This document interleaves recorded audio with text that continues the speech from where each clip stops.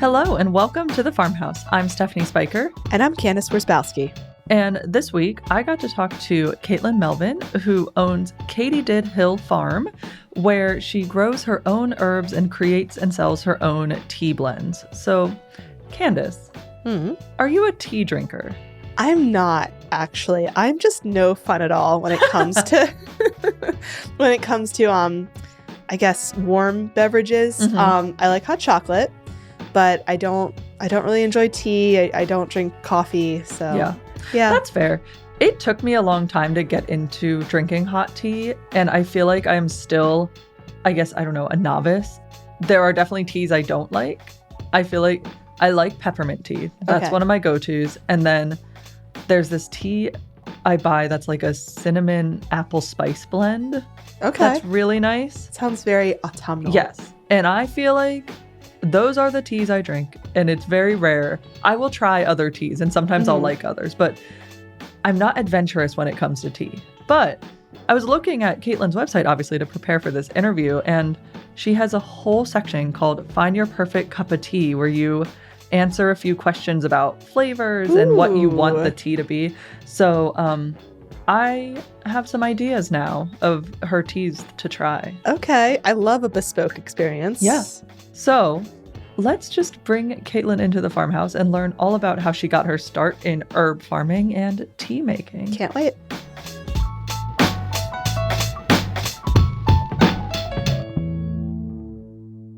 Katelyn, welcome to the farmhouse. Thank you for joining me. Thank you so much for having me. So I read that your journey into herb farming kind of got its start inside a Philadelphia apartment. So can you explain a little bit, how did you go from that small indoor growing space to, being a full-time farmer? Yeah, sure. Thanks. Originally, I like to think and hope that I got my green thumb from my mom and her parents, who always had a really big garden, sort of the classic Italian-American garden. Lots of tomatoes, lots of basil. And my Nana did have a chamomile in her garden and some of the herbs, that we grow on a much, much bigger scale now. But still kind of a fun connection there. So yeah, I think I was a senior in high school when my mom let me have a little section of her garden. And I grew my first couple herbs for herbal teas. There was anise hyssop in that first garden. And I feel like every time I drink anise hyssop, I still am brought back to that first summer, and sort of that magic of drinking the fresh herbal teas just really always speaks to me. It's still one of my favorite herbs to grow and drink. So yeah, at some point in college, I was studying anthropology and just kind of became interested in the relationship between people and plants, and went out on a limb and started working on vegetable farms and studying herbalism sort of on the side. So taking local classes and things. And then at some point, I was living in West Philly. I think that was probably when I was working at Weaver's Way in their vegetable farm in Philly. I worked at a couple of different farms, and early on, I really just enjoyed the work. I enjoyed the teamwork aspect, working together as a team, growing beautiful, abundant vegetables, working outside, learning about birds and the seasons and all those little things that, I think all farmers really enjoy. So yeah, it didn't have a real purpose for a couple of years there. But at some point, I realized when I was working at a pennypack farm in Horsham that, I actually really do like this. And I think I want to try doing this for myself, starting my own farm and kind of combining my love of herbs and everything that I've learned about herbalism with the vegetable farming practices that I have been learning. So yeah, I found saw an ad at the PASA conference. This is back when it was at Penn State. For this little farm up in Origsburg. So I went to visit, and this is the first time that I've actually ever been to Schuylkill County, which is so funny. Once I moved there, everyone was like, you moved from Philly to the Schuylkill. Most people move out of that county, but I think there is a little bit of a influx of younger people coming in now. But anyway, it's a beautiful spot. And yeah, I felt really lucky to be there and find a spot. And yeah, it really is also just one of those sort of, it was the old farmhouse, with the old barn. It's on 14 acres, just a small little homestead. There's so many of those farms across Pennsylvania. I know there's more land access issues than that, but anyway, there was nothing super special about that farm necessarily, except it became very, very special to me. And so I rented to own that farm for, it was about 2.5 years until we worked out the final purchase. And then I bought it. So I moved there in 2016. I bought it in late 2018. Then in 2020, Ben started working on the farm part-time, and we fell in love and started doing the farming thing together. And so we just moved down to his family farm, which is down in Sinking Spring in Berks County. So that is kind of how we ended up here. Nice.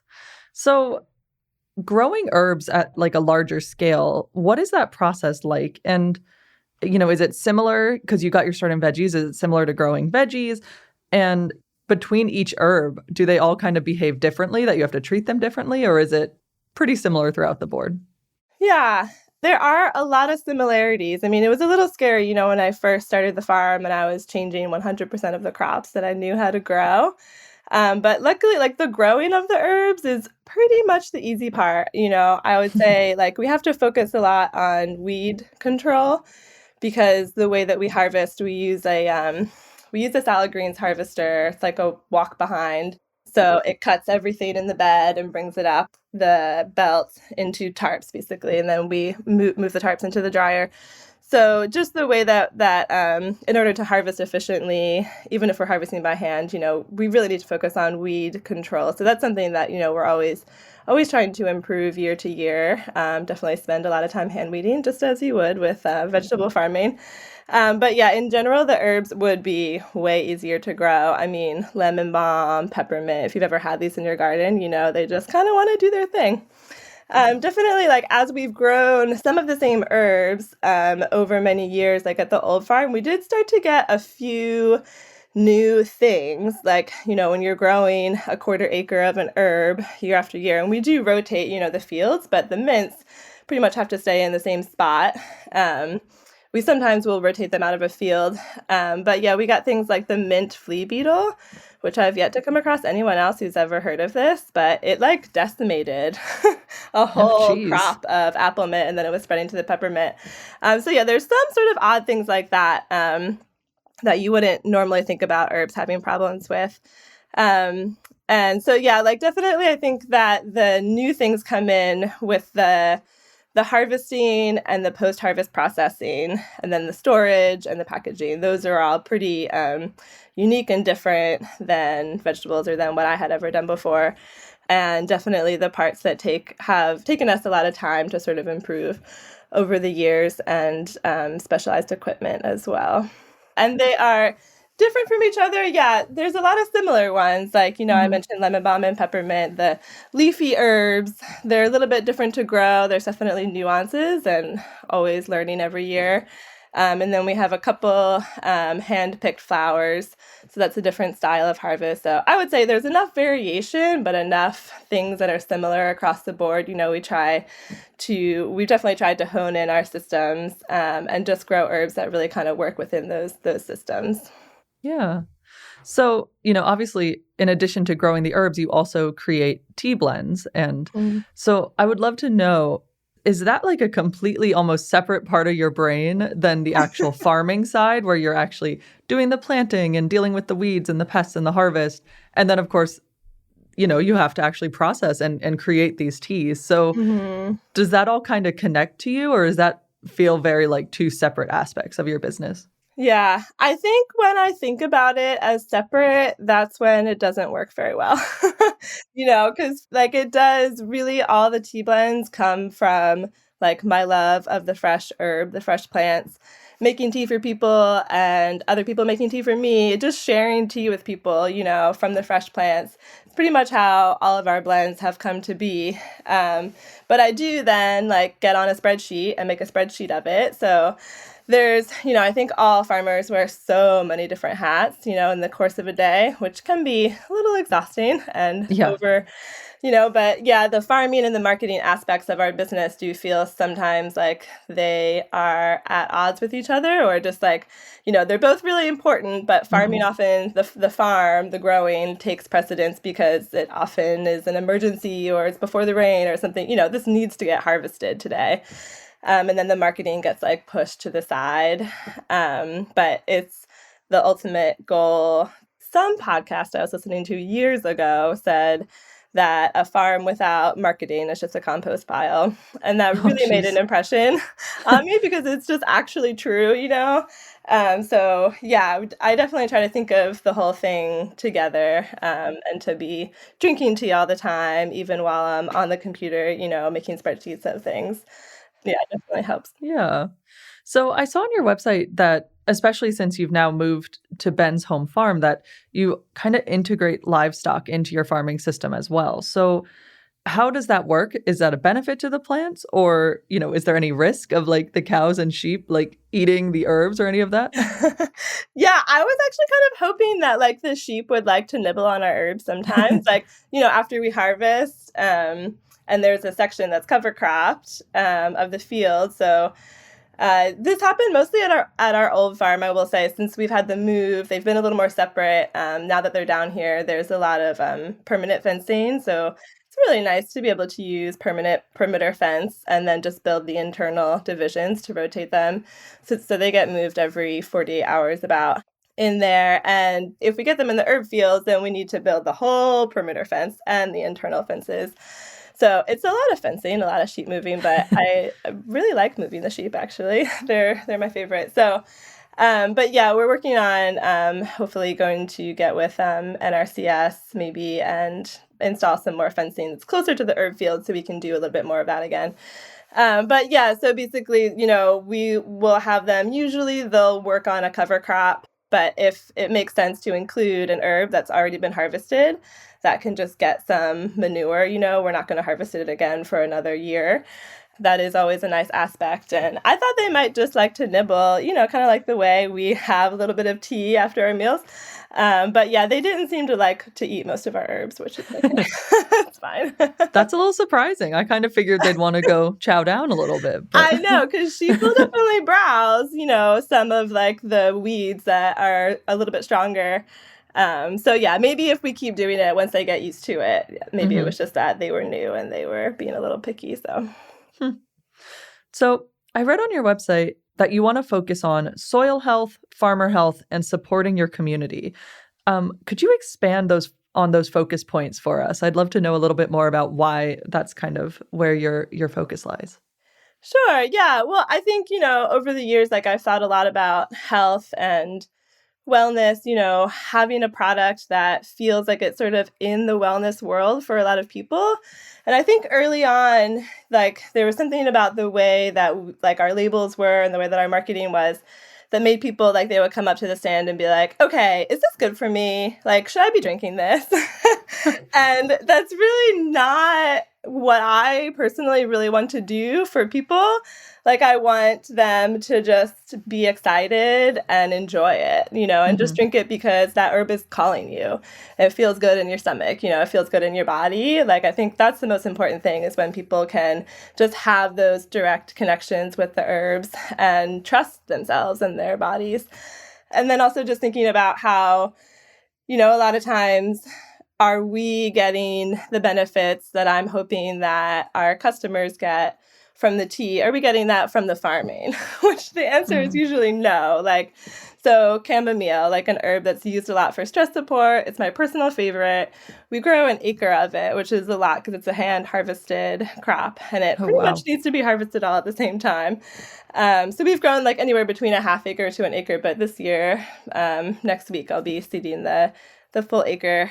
First of all, it's just like, it's basically the difference between like a fresh, sun-ripened backyard garden tomato and then like the hard, rock hard things you get at the grocery store. The fresh chamomile is really like that. Like the flavor will just knock your socks off. And that is how I've always felt about it. I feel like it's such an underestimated herb for so many different health benefits. So anyway, it's my ride or die chamomile, basically.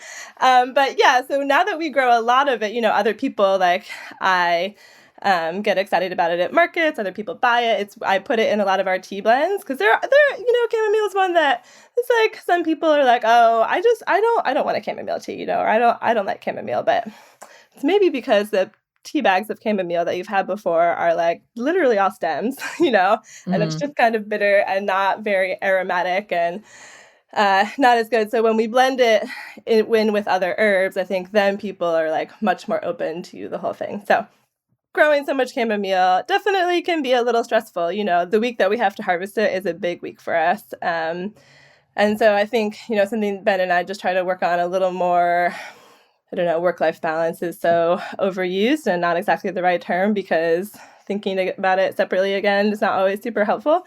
But yeah, just really trying to make a farm that feels sustainable for everyone working on the farm, for Ben and I and for the farm crew. And now, especially that we have a daughter, I think a lot about like, what are we reflecting? What sort of are we demonstrating to her about farming that we don't even really know that we're doing? What messages will she get from us about farming? Just to kind of be conscious of that, not to make it seem better than it is, but I would like if our daughter thought it was a reasonable, career path, at least, even if it's not what she wants to do, that she sees it as important and not just a constant source of stress. Yeah. So that would be the farmer health part. And the soil health part, yeah, the whole farm is really kind of couched in how we're treating our soil. So Ben actually studied that kind of thing in college, which is helpful because I really just learned about those principles from other farmers, which is also nice because maybe you don't need to know all the technical stuff all the time. But so, we're always trying to do better with that, like less tillage. Since about a third to even half of our crops at any given time on the farm are perennials. That's just fields that don't have to be tilled for 3 or 4 years, which is really great.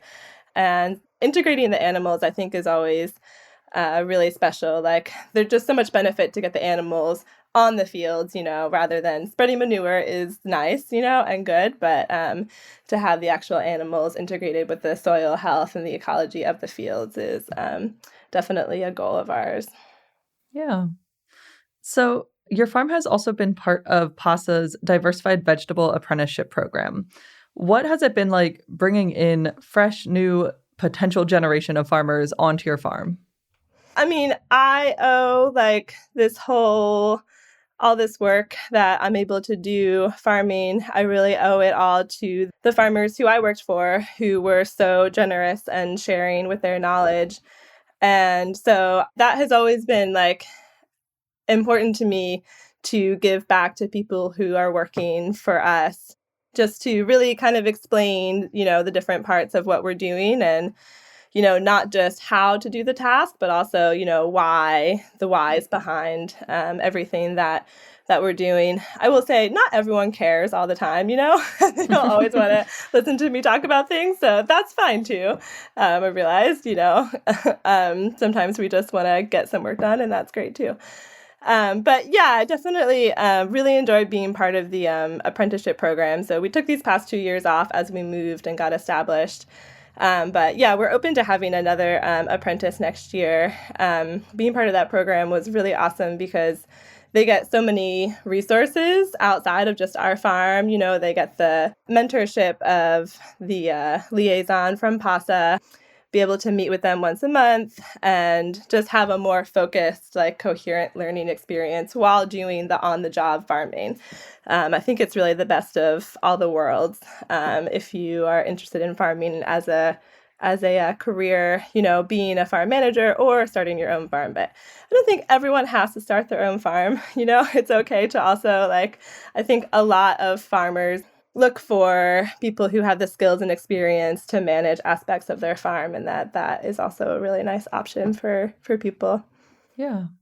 So I've read that you and Ben own the farm together 60-40 to intentionally honor your foundations as a woman-owned farm. So why was that so important to both of you as you grew, the farm together?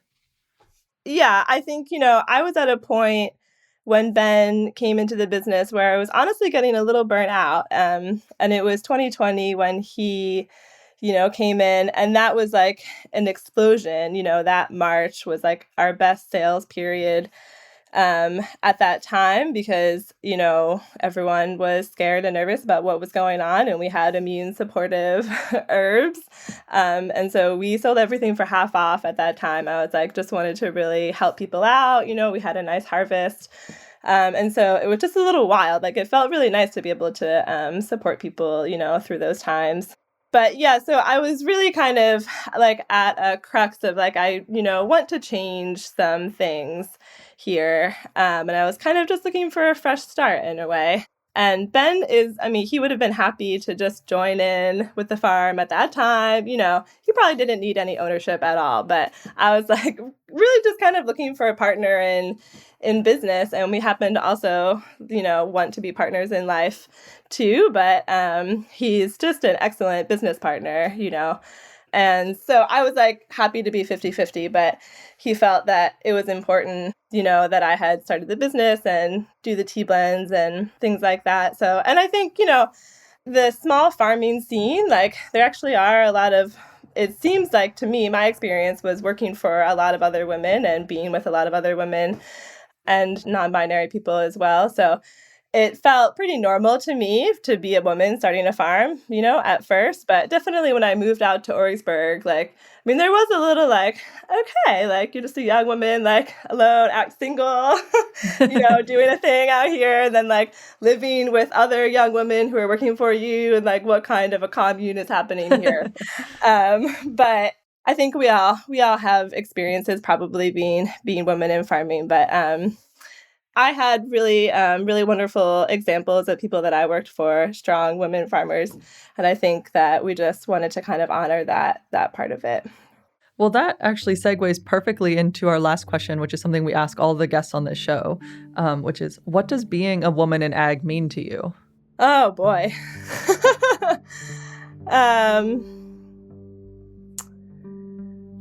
Yeah, I think it's something about like bringing the whole person to the farm, like looking at the farm holistically.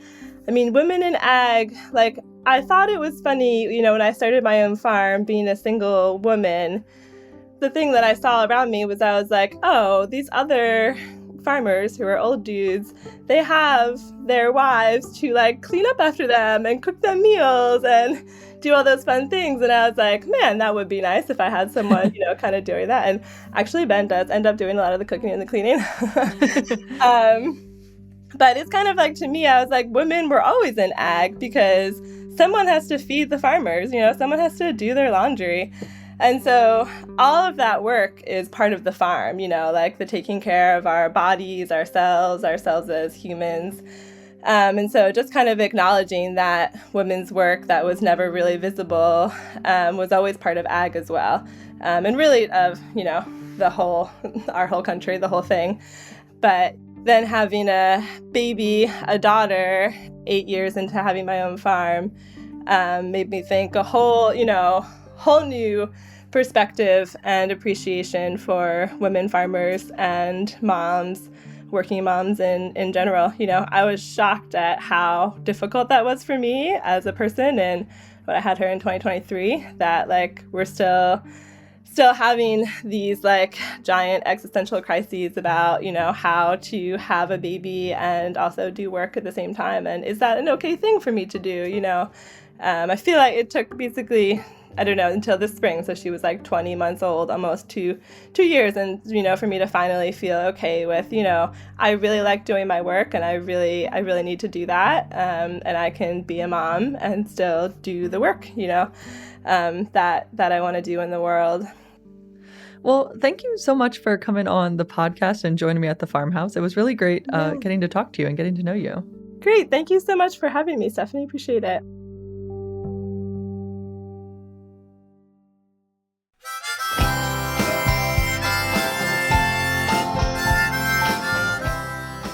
I loved hearing from Katelyn. Her farm's actually very close to my house. I've actually passed it without realizing it was there. I really like the idea you brought up about having to use different parts of your brain for farming, especially if you are the owner of your farm and you're involved in doing like marketing for your farm or its products. Because I was sitting here thinking, okay, farming is science, right? Like, so you're using your left brain a lot when you're farming. But marketing and being creative about, your diversification strategies, like that's more right brain stuff. So it's interesting. And I feel like even creating the tea blends themselves is a mixture of left and right brain.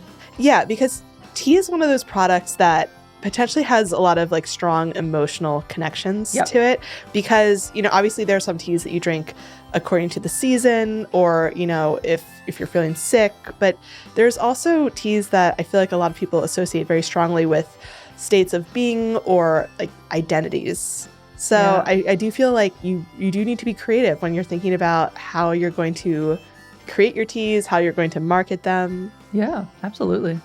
And I will say, I was looking on Katydid Farm's website too, and they're doing a great job. It's a very like cute website. The design is great. But I thought what was also interesting about the website and what I was hearing from Katelyn was just this kind of like nice holistic full circle approach to farming and how it can be used to really like feed not just like the body, but the mind and the soul as well. And I think that comes out in a lot of ways in her story. I think it's also nice, though, that she's helping to train future farmers and that hopefully she's like continuing that kind of spirit of how she's approaching farming. Yeah, absolutely. I mean, I feel like tea in and of itself kind of like warms the soul type of thing. And I feel like she has taken kind of the feelings a lot of times you get from tea and tried to put that into her actual farming. And I think that's pretty beautiful, to be honest. I like that. I just had this wild idea. What if there was some sort of like contest where we got a bunch of farmers to like tell us just about themselves, not about what they farm, but just like a personality vibe check. And then like we had to figure out what kind of farming they do. Because I do think that like just certain personality types lend themselves to different kinds of farming. I'm painting with a very broad brush here. No, but I think that I could feel be like sometimes interesting. it's just like, okay, like I can tell that you're someone who works with, you're a dairy person, or I can tell that you're more of like the cut flower farmer vibe. Yeah. That would be fun. She definitely like seems like someone who's out there farming, herbs. Yeah, I agree. That could be a fun side project. So just so you guys know, next week on the farmhouse, things are going to be slightly different than normal, slightly maybe spookier. Yeah, if you guys have been hanging out with us for a year now, you might know what we're talking about. We released an episode actually on Halloween last year called The Haunted Farmhouse, where we talked about ghost stories from farms and other ag-related things. And we had a lot of fun, and I think you guys also had a lot of fun with it. So it's coming back. I can't wait. So we'll see you next week for spooky time. That wraps it up for us. Thank you all for listening. If you liked the episode, please consider subscribing if you haven't already done so. And if you really like this episode, please consider leaving us a review. If you have any questions or thoughts about this episode or the podcast, you can email us at farmhouse@lancasterfarming.com. You can also find us on social media at Lancaster Farming on most platforms. Thank you again for visiting us at the farmhouse. I'm Stephanie. I'm Candace. We'll talk to you later. Bye.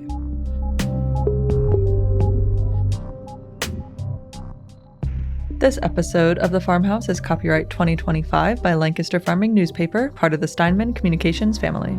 It was written by Stephanie Spiker and Candace Wierzbowski. It was produced by Eric Herlock. It was mixed by Justin Berger.